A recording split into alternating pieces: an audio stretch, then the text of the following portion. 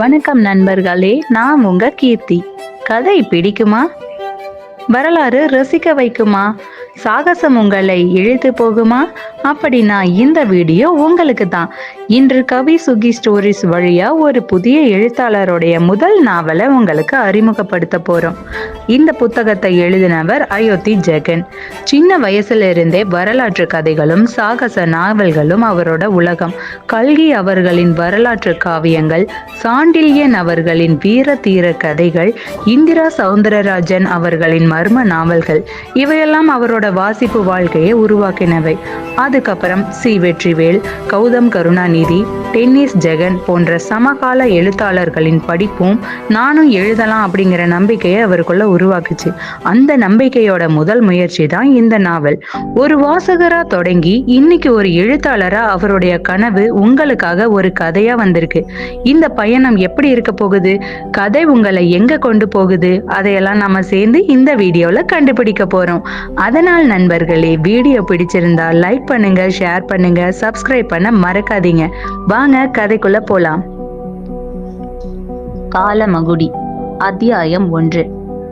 மலையும் நெடுஞ்செல்வமும் மழையும் தழைத்திடும் அயோத்தி நிலம். வீரமும் அறிவும் கூடி நின்றால் காலம் கதவொன்று மூடாது. சேலம் மாவட்டத்தின் இதயத்தில் ஏற்காட்டின் அடிவாரத்தில் மழை தூறலால் குளிர்ந்திருந்த அயோத்தியா பட்டினம் நாளென்றும் பசுமையின் வாசத்தோடு சுவாசிப்பது போல இருந்தது. ஏற்காட்டின் மேகங்கள் அடிவாரத்தில் இறங்கும் போது அயோத்தியா பட்டினத்தின் வீதிகளில் ஒரு மெல்லிய நீல மஞ்சள் ஒளி பரப்புவதும் அந்த ஊரின் அழகாகும். பழங்காலத்தில் அடர்ந்த வனங்களால் சூழப்பட்டிருந்த இந்த நிலம் காலப்போக்கில் பேரூராட்சியாக வளர்ந்தாலும் பழைய காடுகளின் நிழல்கள் இன்னும் அதன் நினைவுகளில் வாழ்ந்தன. அந்த ஊரின் வாழ்ந்தவர்களுக்கு பெருமை தரும் பெயர்களில் ஒன்றாக சங்ககால வீரனான அதியமான் நெடுமான் அஞ்சி இருந்தார். ஔவையாருக்கு நெல்லிக்கனி கொடுத்து நாட்டின் கலாச்சாரத்தையே உயர்த்திய அந்த அரசனின் வீர கதை சேலம் மண்ணில் இன்று வரை பேசப்படும். இந்த வரலாற்றின் தடங்கள் அயோத்தியா பட்டினத்தின் காற்றிலும் மண் வாசத்திலும் இருந்தது. அது சாதாரண இடமல்ல, பல தலைமுறைகளின் நினைவுகளை பாதுகாத்த ஒரு உயிருடன் இருக்கும் நிலம். அந்த நினைவுகளின் மத்தியில் ஏற்காட்டின் குளிர் நேரடியாக தொடும் ஒரு பழமையான இல்லத்தில் வாழ்ந்து வந்தனர் 2 சகோதரிகள், நிலா மற்றும் சுகிதா. நிலா அறிவில் ஆழ்ந்தவள். எந்த பாடமாக இருந்தாலும் கேள்விகளின் சுவாரஸ்யத்தையும் பதில்களின் அடிப்படையையும் கண்டுபிடிக்கும் இயல்புடையவள். சுகிதா வலிமையும் தைரியமும் நிறைந்தவள். அவளுக்கு புத்தகத்தில் வரும் ஒவ்வொரு வீரனையும் அவள் கண்களில் உயிரோடு பார்க்கும் தன்மை இருந்தது. அன்று மாலை இருவரும் மண்டபத்தில் படித்து கொண்டிருந்தனர். வெளியில் ஏற்காடு வழி வீசிய ஈரமான காற்று புத்தக பக்கங்கள் அசையும் வரை வீசிக்கொண்டிருந்தது. நிலா தனது முன் வைத்திருந்த பண்டைய இந்திய வரலாற்று புத்தகத்தில் மூழ்கியிருந்தாள். சுகிதா அதியமான் நெடுமான் அஞ்சியின் சிறப்பை பற்றிய பாடங்களை புரட்டி கொண்டிருந்தாள். சுகிதா திடீரென்று கேட்டாள், அக்கா இங்க பாரு, இதுல அதியமான் நெடுமான் அஞ்சி பற்றி குறிப்பிட்டிருக்கே. இந்த அரசன் ஔவையாருக்கு நெல்லிக்கனி கொடுத்தது உண்மையா? அதுக்கு பின்னால ஏதோ மந்திரம் போல ஒரு மர்மம் இருந்தது போல சொல்றாங்க. நிலா சிரித்தாள். அது மந்திரம் இல்லை சுகிதா, பொது அறிவு. நெல்லிக்கனி உயிரை பெருக்கும் என்பதால் தான் அவர் சொன்னார். அது ஒரு காலத்தின் அறிவியல். வரலாற்றில் இருக்கும் பல சம்பவங்கள் பின்னால் அறிவு அல்லது அறிவின் சின்னங்கள் இருக்கும். சுகிதா ஆர்வமாக முன் வந்தாள். அப்படின்னா புராணங்கள்ல வர சக்திகள் அவையும் அறிவுதானே அக்கா? நான் படிச்ச ராமாயணத்துல இருக்க அஸ்திரங்கள் எல்லாம் சக்திகள்னா பிரம்மாஸ்திரம், வருணாஸ்திரம், இவை ஏன் சாதாரண ஆயுதங்களைப் போல் இல்ல? நிலா புத்தகத்தை மெதுவாக மூடி சுகிதாவை பார்த்தாள். அவை அறிவும் நம்பிக்கையும் சேர்ந்த பழமையான தொழில்நுட்பங்கள். நாம படிக்கும் புராணங்களை கதைன்னு மட்டும் கொஞ்சம் நினைக்காத. அவங்க காலத்துல இருந்த அறிவு நமக்கு புரியாததால தான் அவை மந்திரமா தோணுது. சுகிதா கண்களை விரித்தாள். ஆனா அக்கா, என் மனசுக்கு ஒரு விஷயம் வருது. பழைய கால வீரர்கள் போல நாம ஏதாவது ஒரு நாளாவது ஒரு சாகசத்துல நமக்குள் இருக்கும் சக்திகளை கண்டுபிடிக்க முடியுமா? நிலா சிரிப்பதற்குள் ஒரு மெல்லிய மலைத்தூறல் மண்டபத்தில் விழுந்தது. நீ யோசிச்சது போல வாழ்க்கையெல்லாம் கதையா நடக்காது. ஆனா வரலாறோ புராணமோ மட்டும் படிக்க சொல்லுறதில்ல. நம்முள்ள இருக்கும் வலிமையும் அறிவும் ஒன்றாக சேர்ந்தால்தான் சாதாரண நாளும் சாகசமா மாறிடும். சுகிதா மலையை நோக்கி சிரித்தாள். ஆனா எனக்கு தோணுது அக்கா, ஏற்காட்டின் மேகங்கள் நமக்கு ஏதோ சொல்லிக் கொண்டிருப்பது போல, ஏதோ ஒரு சாகசம் நம்மை நோக்கி வருவது போல. நிலா அவளது கண்களில் தெரிந்த அந்த சொல்ல முடியாத உணர்வை பார்த்து சற்றே அமைதியானாள். அவர்கள் அறியாத ஒன்று என்னவெனில், அயோத்தியா பட்டினத்தின் அடிவாரங்களில் நூற்றாண்டுகளாக மௌனமாக உறங்கி கிடந்த மறைபொருள்கள் அந்த இரு சகோதரிகளின் பெயரைப் போலவே காற்றுக்குள் சொல்லிக்கொண்டு விழித்தெழத் தொடங்கியிருந்தது. மேகங்கள் நகர்ந்ததும் மழை நின்ற இந்த மாலை இருவரையும் நோக்கி எதிர்காலத்தின் முதல் அழைப்பை மெதுவாக கொண்டு வந்தது. காலமகுடி அத்தியாயம் 2. புதுமை பிறந்த பொழுதே பொங்கிய ஆதி காற்றில் வீரன் தீரன் இருவரும் உலகை திசை திருப்பினரே. உலகம் புதிதாய் பிறந்த ஆதி காலத்தில் நிலம் 3 பங்காகவும் கடல் 1 பங்காகவும் பிரிந்திருந்தது. அந்த நிலத்தின் மையத்தில் இயற்கை அதிசயங்களால் ஒளிர்ந்த நாகத்தீவு என்ற தீவு எழுந்திருந்தது. அங்கு ஆறுகள் பளிங்கு ஒளி போல பாய்ந்து காற்றே இசைப்பாடும் அற்புதம் நிலை கொண்டது. அந்த தீவில் அறிவும் வீரமும் இணைந்த இரட்டையர்கள் வீரன் மற்றும் தீரன் வாழ்ந்தனர். இருவரின் உள்ளம் புராண வீரத்தின் பெருமையால் நிரம்பியது. அறிவின் கூர்மை வீரனின் கண்களில் மின்ன, அளப்பரிய சாகச மனம் தீரனின் நடையில் கலந்தது. இருவரும் வானசாஸ்திரம், மந்திர தந்திரம், பரிணாம ரகசியங்கள் என அனைத்தையும் கற்ற ஞானிகள். ஆனால் காண்பவர்களுக்கு அவர்கள் எப்போதும் சிரிப்பை பரப்பும் விளையாட்டு குழந்தைகள் போலவே தோன்றினர். ஒரு நாள் நட்சத்திரங்கள் திசை மாறும் அந்த நொடியில் வீரன் வானத்தில் ஒரு பெரிய மாற்றத்தை உணர்ந்தான்.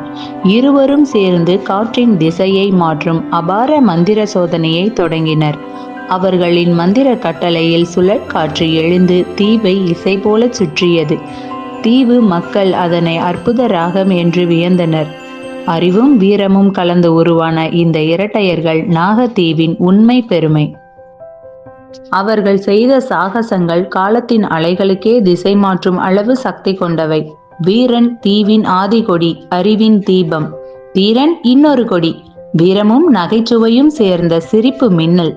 காலம் கடந்த பின் பிறக்க உள்ள நிலா சுகிதாவின் முன்னோடி நிழல் இவர்களே என்று விதி எழுதி வைத்திருந்தது.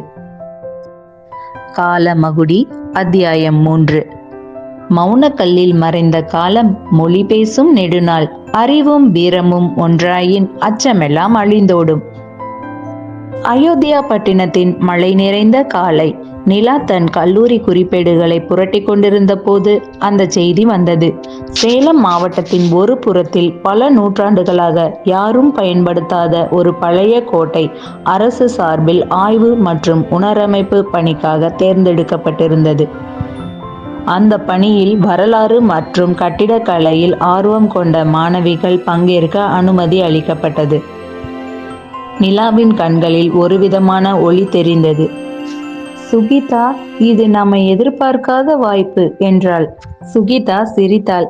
கோட்டைனா சரி, ஆனா பேய் பிசாசு இல்லாம இருந்தா நல்லா இருக்கும் என்று சிரிப்புடன் சொன்னாலும் அவள் கண்களில் ஆர்வம்.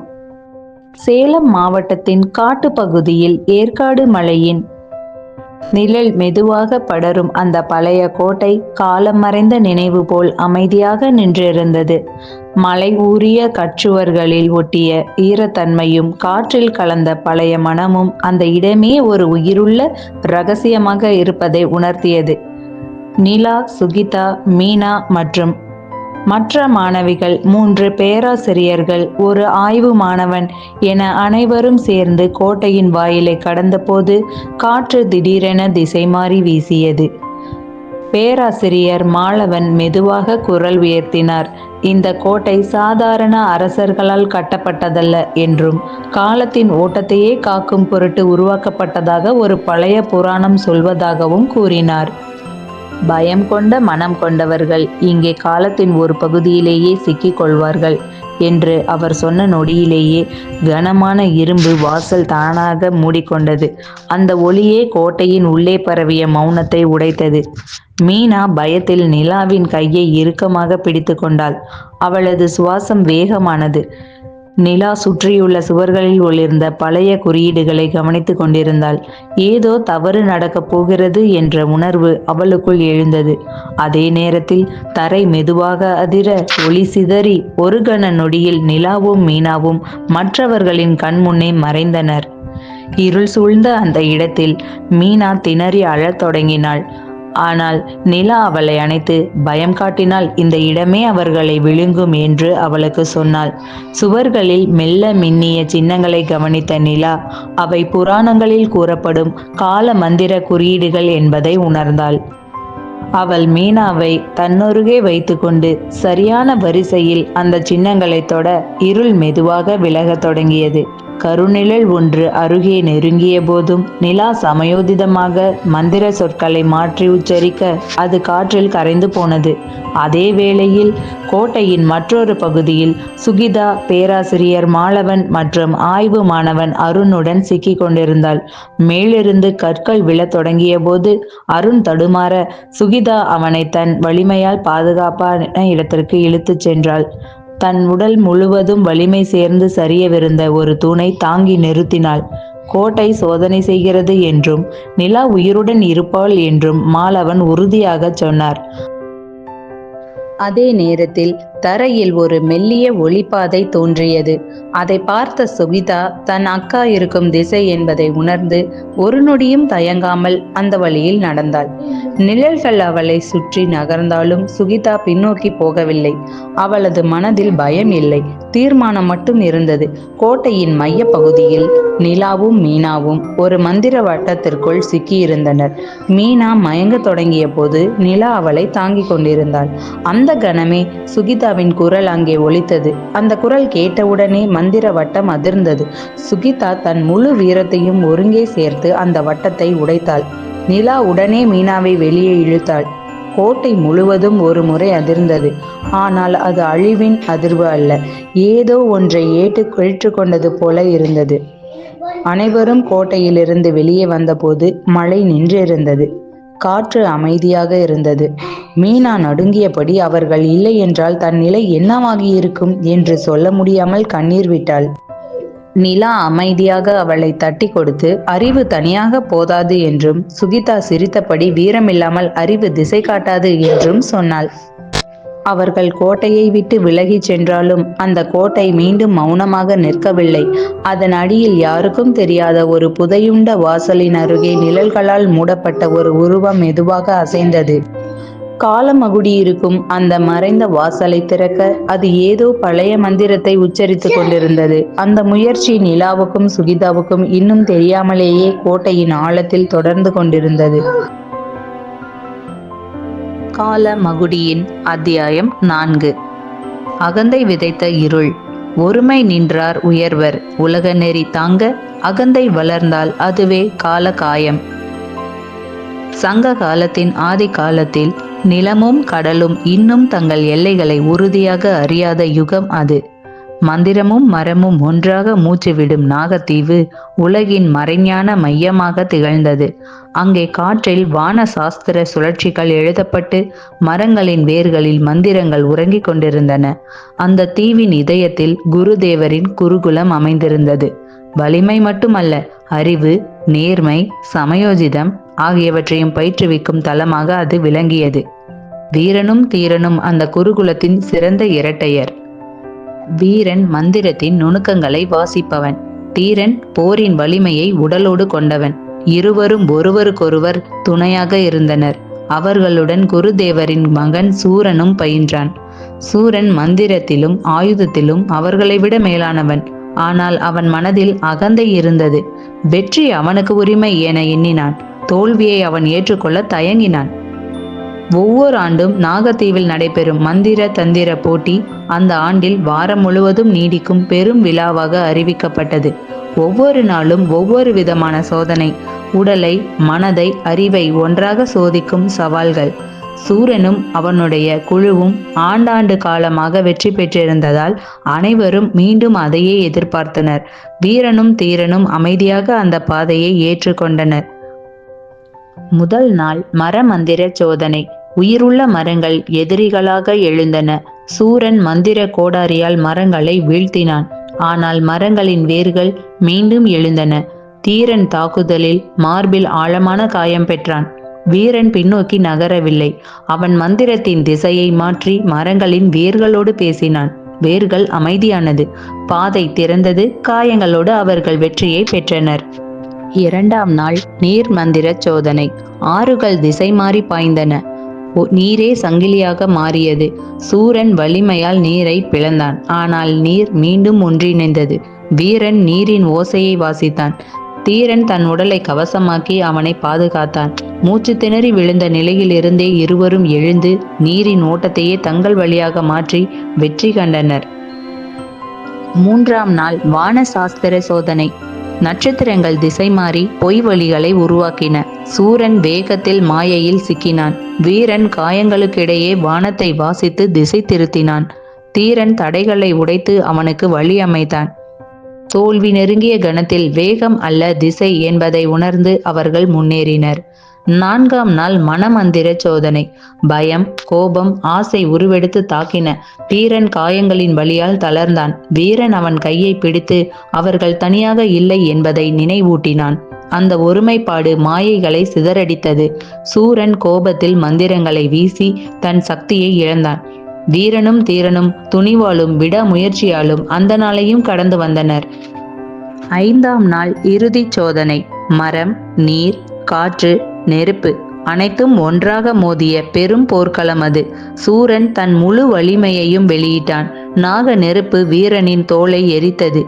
தீரன் தரையில் வீழ்ந்தான். இருவரும் படுகாயமுற்றனர். வெற்றி கைவிட்டது போல தோன்றியது. அந்த இறுதி நொடியில் குருதேவரின் பழைய அறிவுரை வீரனின் நினைவில் ஒளிர்ந்தது. வலிமை தனியாக நிற்காது, துணை இருந்தால்தான் அது அர்த்தம் பெறும். தீரன் தன் கடைசி வலிமையை சேர்த்தான். வீரன் மந்திரத்தின் திசையை மாற்ற தீரன் அதற்கான வழியை உருவாக்கினான். அவர்களின் சமயோதித செயல் போட்டியின் போக்கையே மாற்றியது. சூரன் வீசிய இறுதி தாக்குதல் அவனுடைய அகந்தையாலேயே திரும்பி அவனை வீழ்த்தியது. நாகத்தீவு முழுவதும் மௌனம் பரவியது. வீரனும் தீரனும் இரத்தமும் வலியும் கலந்த வெற்றியுடன் நின்றனர். அவர்கள் பெற்ற வெற்றி வலிமையால் அல்ல, விடாமுயற்சியால், அறிவால், துணிவால், ஒருவருக்கொருவர் துணையாக இருந்ததாலே. தரையில் விழுந்த சூரன் அதை காட்சியை பார்த்து கொண்டிருந்தான். தோல்வி அவன் உடலை அல்ல, அவன் மனத்தை எரித்தது. அந்த நொடியே அவன் உள்ளத்தில் ஒரு பெரும் பகுதி கொழுந்துவிட்டு எரிந்தது. அந்த எரிதல் ஒரு விதையாக மாறியது. காலம் கடந்த பின் அந்த விதைதான் கால மகுடி என அழைக்கப்பட போகும் இருளின் தொடக்கம் என்பதை அன்று நாகத்தீவிலும் குருகுலத்திலும் யாரும் அறியவில்லை. கால மகுடியின் அத்தியாயம் 5. கால சக்கரம் காலம் சுழன்றிட கண்ணறிய வழி மாறும். அறிவால் நின்றார் அச்சம் கடந்து செல்வார்.